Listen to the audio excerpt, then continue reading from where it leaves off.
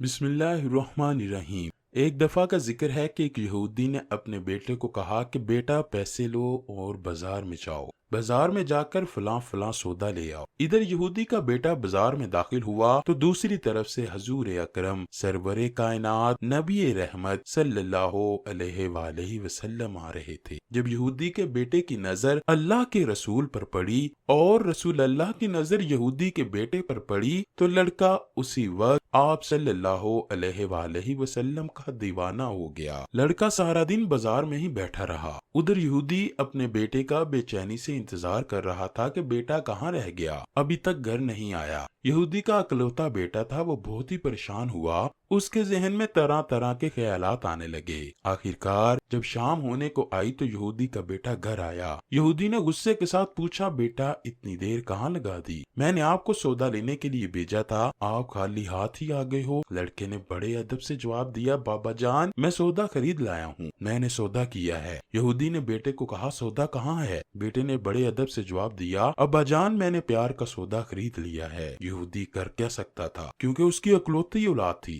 وہ اپنے بیٹے کو سختی سے ڈانٹ بھی نہ سکتا تھا۔ یہودی تو پہلے ہی بہت پریشان تھا کہ میرا بیٹا کہاں گیا۔ یہودی نے اپنے بیٹے کی سب باتوں کو برداشت کرتے ہوئے اپنے بیٹے سے کچھ نہ کہا۔ بیٹے نے اپنے باپ سے کہا، ابا حضور میں آپ کو کیسے بتاؤں کہ میں کون سا سودا خرید چکا ہوں۔ جو میں نے سودا کیا ہے وہ سب سے اعلیٰ اور اچھا سودا ہے۔ آپ میری بات پر کیوں یقین نہیں کر رہے؟ کیونکہ آپ کے پاس وہ سودا دیکھنے والی آنکھیں موجود نہیں ہیں، آپ وہ کیسے سودا دیکھ سکتے ہیں؟ اس دن کے بعد یہودی کا بیٹا رسول اللہ صلی اللہ علیہ وآلہ وسلم کی محفلوں میں پابندی کے ساتھ جانے لگا۔ چند دن گزرنے کے بعد وہ لڑکا سخت بیمار ہوا، یہاں تک کہ وہ موت کے قریب جا پہنچا۔ سخت بیماری کی حالت میں ہر وقت حضور اکرم صلی اللہ علیہ وآلہ وسلم کو پکارتا رہتا۔ لڑکا رسول اللہ کا دیوانہ ہو چکا تھا، وہ ہر سانس کے ساتھ یا رسول اللہ پکارتا رہتا۔ لڑکے کا باپ اپنے بیٹے کی ایسی حالت دیکھ کر سخت بے قرار ہو گیا اور اس نے مسلمانوں کے نبی کے پاس جانے کا فیصلہ کیا۔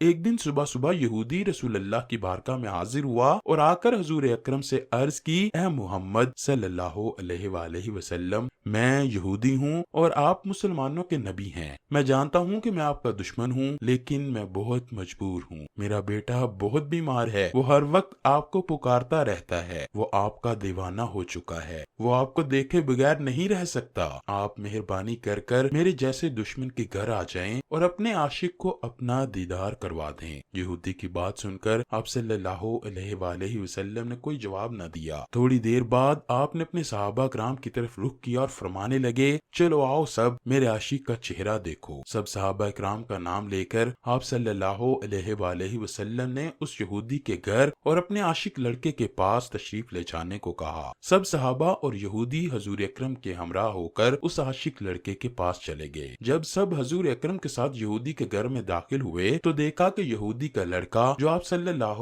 علیہ وآلہ وسلم کا عاشق ہے وہ بے ہوش پڑا ہے۔ رسول اللہ صلی اللہ علیہ وآلہ وسلم نے لڑکے کے چہرے پر اپنا دست مبارک پھیرا تو اس لڑکے کی فوراً ہی آنکھیں کھل گئیں، جیسا کہ اس لڑکے کی زندگی واپس آ گئی ہو۔ وہ آپ کو دیکھ کر مسکرا دیا، اس لڑکے کا چہرہ خوشی سے نکھر گیا۔ آپ صلی اللہ علیہ وآلہ وسلم نے اس لڑکے سے کہا، بیٹا تم میرے ہو چکے ہو، اب تم کلمہ پڑھ کر مسلمان ہو جاؤ۔ وہ لڑکا اپنے باپ کی طرف دیکھنے لگا، باپ کی آنکھوں سے آنسو چھلک پڑے اور باپ نے جواب دیا کہ بیٹا جو ابو القاسم فرما رہے ہیں تمہیں ان کی بات پر عمل کرنے کے لیے میری طرف سے اجازت ہے۔ لڑکے نے جواب دیا، یا رسول اللہ میرے پاس تو کوئی عمل نہیں، میں اللہ کو کیا جواب دوں گا؟ حضور اکرم نے اس لڑکے کو فرمایا، لڑکے تم کلمہ پڑھ کر مسلمان ہو جاؤ، پھر میں جانوں اور میری جنت جانے۔ جب حضور اکرم کی زبان مبارک سے لڑکے نے یہ الفاظ سنے تو اس نے کلمہ پڑھا اور مسلمان ہو گیا۔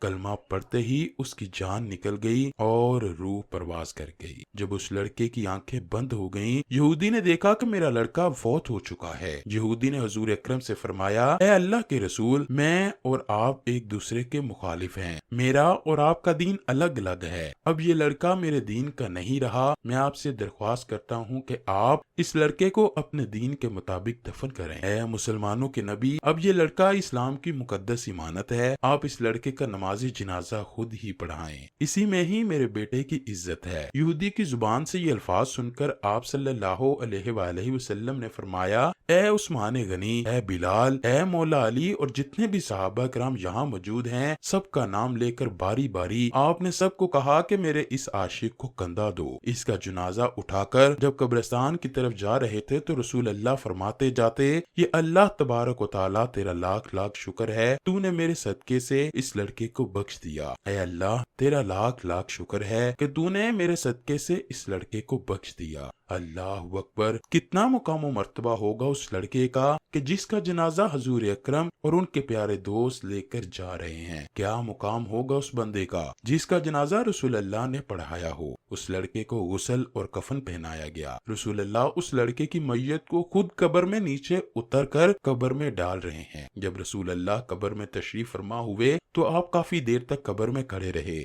پھر اپنے مبارک ہاتھوں سے اس لڑکے کی میت کو نیچے قبر میں اتارا۔ رسول اللہ قبر میں اپنے پاؤں کے پبوں کے پل کھڑے تھے، مکمل پاؤں قبر کے اندر نہیں رکھ رہے تھے۔ جب لڑکے کی میت کو قبر میں اتار کر آپ باہر آئے تو آپ کے چہرے کی رنگت بھی بدل چکی تھی۔ چہرہ مبارک سے ایسا لگ رہا تھا جیسے بہت ہی تھکاوٹ ہوئی ہو۔ جب صحابہ نے آپ کی طرف دیکھا تو رسول اللہ صلی اللہ علیہ وآلہ وسلم سے عرض کیا، یا رسول اللہ کیا ماجرا ہے کہ آپ قبر میں بھی پورے پاؤں نہیں رکھ رہے؟ یہ بات سن کر حضور اکرم کے چہرہ مبارک پر مسکراہٹ آئی۔ آپ صلی اللہ علیہ وآلہ وسلم نے فرمایا، میرے دوستو، یہاں بے شمار فرشتے اور حوریں آئی ہوئی ہیں، اس لیے یہاں پر بہت رش ہے کہ قبر کی جگہ کم ہے اور فرشتوں کا رش بہت زیادہ۔ مجھے جہاں بھی جگہ ملتی ہے میں اپنے پاؤں کے پنجے وہاں رکھتا ہوں، میں نہیں چاہتا کہ کسی بھی نورانی مخلوق کے پاؤں پر میرا پاؤں آئے۔ یہ بات سن کر صحابہ نے فرمایا، یا رسول اللہ آپ ہم کو بتا دیتے کہ ہم میں سے کوئی بھی اس لڑکے کی میت کو قبر کے اندر اتار دیتا۔ رسول اللہ نے فرمایا،